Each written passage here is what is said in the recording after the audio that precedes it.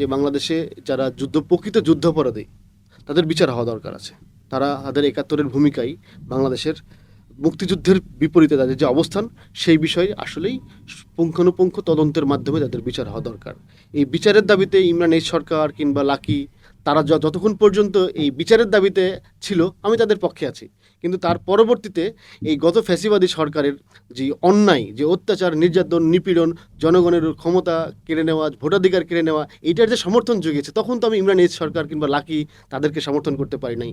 এমনকি এই সর্বশেষ যে আমরা জুলাই অভ্যুত্থান, এই জুলাই অভ্যুত্থানে ইমরান এইচ সরকার, লাকি এদের সরাসরি সমর্থন দিয়েছে এই সরকারের এই গণহত্যাকে। তো গণহত্যাকারী ইমরান এইচ সরকার, গণহত্যার পক্ষে সাফাইকারী লাকির প্রতি আমার সমর্থন নাই। রাজনৈতিক প্রতিহিংসা থেকে হরে দরে সবাইকে শাহবাগী বলা বন্ধ করতে হবে, মাহফুজ আলমের এমন মন্তব্যে আপনি কি বলবেন? আসলে আপনি হলো মাহফুজ আলমের বক্তব্যের একটা অংশ বলেছেন। আমি মনে করি এখানে দুইটা অংশ আছে। মানে আমরা ২০১৩ সাল বাংলাদেশের রাজনৈতিক ইতিহাসে একটা গুরুত্বপূর্ণ ব্যাপার। এখানে এই শাহবাগ এবং শাপলা দিয়ে যে বিভক্তির বীজ বাংলাদেশের রাজনীতিতে ছড়িয়ে দেওয়া হয়েছে, এই বিভক্তির বীজ বাষ্প আমরা এখনও ভুক্তভোগী আমি মনে করি। এই বিভক্তিটা শুরু একেবারে আমি বলবো যে ব্রিটিশ উপনিবেশিক সময় থেকে। আপনার একটা খুবই প্রচলিত কথা আছে যে ব্রিটিশরা এখানে শাসন করছে ডিভাইড অ্যান্ড রুল একটা তত্ত্ব দিয়ে। এই ডিভাইড অ্যান্ড রুল আসলে এই বিভক্তিটাই তো আমরা বাংলাদেশে এসে এই বিভক্তির অন্যতম বড় ক্ষেত্র পাইলাম সাম্প্রতিক সময় ২০১৩ সালে এই শাপলা এবং শাহবাগের বিভক্তি দিয়ে। আমি মনে করি শাপলা এবং শাহবাগ যারাই যেখানে যে ছিল, এইটা বাংলাদেশের বাইরের কোনো বিচ্ছিন্ন ব্যাপার না। এইটা আসলে এই বিভক্তিটাকে যদি আমরা যত জিয়ে রাখতে চাই, তত বেশি আমরা বিচ্ছিন্ন হব, আমরা ঐক্যবদ্ধ হতে পারবো না, আমরা বাংলাদেশকে আসলে কাঙ্ক্ষিত জায়গায় নিতে পারবো না। তো আমি মাহফুজ আলমের এই বক্তব্যকে একভাবে সমর্থন করি যে হরে দরে শাহবাগী বলা কিংবা হরে দরে শাপলার পক্ষে নেওয়া, এই বিভক্তির বাইনারিতে না যেয়ে আমাদের আসলে ঐক্যবদ্ধভাবে বাংলাদেশকে আগায় নিতে হবে। আমাদের বিভক্তি আমাদেরকে দুর্বল করে, আমাদের শক্তি হলো ঐক্যের জায়গাটা। সো ঐক্যের জায়গাটা সংহত করা দরকার আমাদের। শাহবাগে গণজাগরণ মঞ্চের বিরুদ্ধে সোচ্চার ইনকিলাব মঞ্চ, অন্য অন্য ছাত্র সংগঠন, বিষয়টিকে কিভাবে দেখছে? দেখেন, গণজাগরণ মঞ্চ যখন গঠিত হয়, তখন আসলে ২০০৮ সালের নির্বাচনে আওয়ামী লীগের যেই ইশতেহার ছিল কিংবা যেই ন্যারেটিভের ভিত্তিতে তারা ক্ষমতায় এসেছিল, দুইটা বিষয় ছিল। এই দুইটার মধ্যে একটা ছিল যুদ্ধাপরাধীদের বিচার, আর একটা ছিল ডিজিটাল বাংলাদেশ। তো আমি তখন তরুণ, একেবারে ইউনিভার্সিটিতে মাত্র ভর্তি হয়েছি। এই দুইটা বিষয়ই আমাদেরকে চরমভাবে আকৃষ্ট করেছিল ওই সময়। আর যুদ্ধাপরাধীদের বিচারের ব্যাপারটা আমি মনে করি যে আওয়ামী লীগ ওই সময় ট্রাম্প কার্ডের মতো খেলেছে। কিন্তু এই গণজাগরণ মঞ্চের যে উত্থান, এই উত্থানের সাথে আওয়ামী লীগ নিজে যেভাবে এই ন্যারেটিভকে প্রতিষ্ঠিত করা এবং এই ন্যারেটিভকে পুঁজি করে পরবর্তীতে এই শাসন শোষণ নির্যাতনকে অব্যাহত রাখার যে কৌশলটা নিয়েছিল, এই কৌশলের জন্য গণজাগরণ মঞ্চকে এখন বিতর্কিত করা হয়েছে। আমি মনে করি গণজাগরণ মঞ্চ যেভাবে যুদ্ধাপরাধীদের বিচারের দাবিতে সোচ্চার হয়েছিল, সেইটা একটা ব্যাপার। কিন্তু এইটাকে যেভাবে ন্যারেটিভ হিসাবে নিয়ে আওয়ামী লীগ এই দীর্ঘদিন শাসন শোষণ মানে বহাল রাখার হাতিয়ার যে ব্যবহার করেছে, এইটা আসলে আজকে বাংলাদেশের জন্য বলবো যে খুবই মানে সিগনিফিক্যান্ট রোল প্লে করতেছে, যার ফলে গণজাগরণ মঞ্চের বিপরীতে আজকে ইনকিলাব মঞ্চ দাঁড়াচ্ছে কিংবা অন্য ছাত্র সংগঠন দাঁড়াচ্ছে। ব্যাপারটা ছিল ঠিক গণজাগরণ মঞ্চের যে দাবির প্রেক্ষিতে গড়ে উঠেছিল সেখানে না। আপনি এনসিপির একজন নেতা হিসেবে ইমরান এইচ সরকার এবং লাকিকে কিভাবে মূল্যায়ন করবেন? দেখেন, আমি একটু আগে যেটা বললাম যে গণজাগরণ মঞ্চ যেই জায়গায় দাঁড়িয়ে আন্দোলনটা করেছিল, যেই দাবিতে যুদ্ধাপরাধীদের বিচারের দাবিতে, তো আমি তো মনেই করি যে বাংলাদেশে যারা প্রকৃত যুদ্ধাপরাধী তাদের বিচার হওয়া দরকার আছে। তারা তাদের ৭১-এর ভূমিকায় বাংলাদেশের মুক্তিযুদ্ধের বিপরীতে তাদের যে অবস্থান, সেই বিষয়ে আসলেই পুঙ্খানুপুঙ্খ তদন্তের মাধ্যমে তাদের বিচার হওয়া দরকার। এই বিচারের দাবিতে ইমরান এইচ সরকার কিংবা লাকি তারা যতক্ষণ পর্যন্ত এই বিচারের দাবিতে ছিল, আমি তাদের পক্ষে আছি। কিন্তু তার পরবর্তীতে এই গত ফ্যাসিবাদী সরকারের যে অন্যায়, যে অত্যাচার, নির্যাতন, নিপীড়ন, জনগণের ক্ষমতা কেড়ে নেওয়া, ভোটাধিকার কেড়ে নেওয়া, এইটার যে সমর্থন জুগিয়েছে, তখন তো আমি ইমরান এইচ সরকার কিংবা লাকি তাদেরকে সমর্থন করতে পারি নাই। এমনকি এই সর্বশেষ যে আমরা জুলাই অভ্যুত্থান, এই জুলাই অভ্যুত্থানে ইমরান এইচ সরকার, লাকি এদের সরাসরি সমর্থন দিয়েছে এই সরকারের এই গণহত্যাকে। তো গণহত্যাকারী ইমরান এইচ সরকার, গণহত্যার পক্ষে সাফাইকারী লাকির প্রতি আমার সমর্থন নাই। শোনা যাচ্ছে রাজনীতি পাড়ায় এনসিপির সঙ্গে জামাতের জোট হতে পারে। এই সময় আমি নির্দিষ্ট করে বলবো না যে কোথায় জোট হতে পারে। হ্যাঁ, আমরা তো বাংলাদেশে রাজনীতি করতে চাই, ইলেকটোরাল পলিটিক্সও করতে চাই, রাজনীতিতে একটা কমন থিওরি আছে যে বন্ধু বাড়াই শত্রু কমাই। আমরা শত্রু কমানোর পক্ষে। এখন বন্ধুত্ব কার সাথে হবে এইটা তার ঐতিহাসিক ভূমিকা, রাজনৈতিক ভূমিকা কিংবা রাজনৈতিক আকাঙ্ক্ষা, আমার রাজনৈতিক কর্মসূচি তার সাথে কতটুকু সামঞ্জস্যপূর্ণ হচ্ছে তার ভিত্তিতে ঐক্য হবে।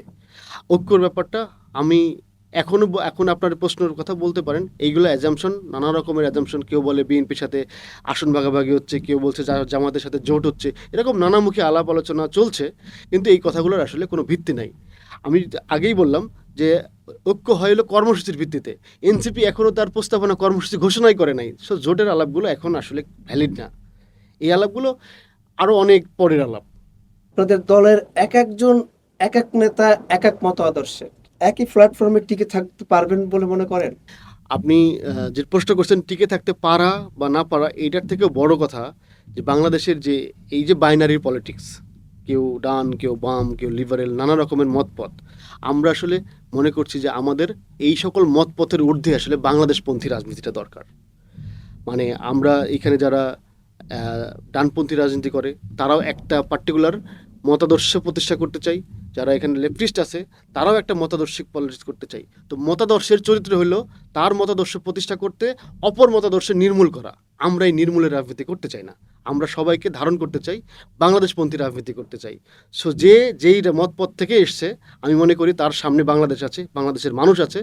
সো বাংলাদেশের মানুষ এবং বাংলাদেশকে এগিয়ে নেওয়ার জন্য আমরা বাংলাদেশপন্থী রাজনীতিকে সামনে রাখবো।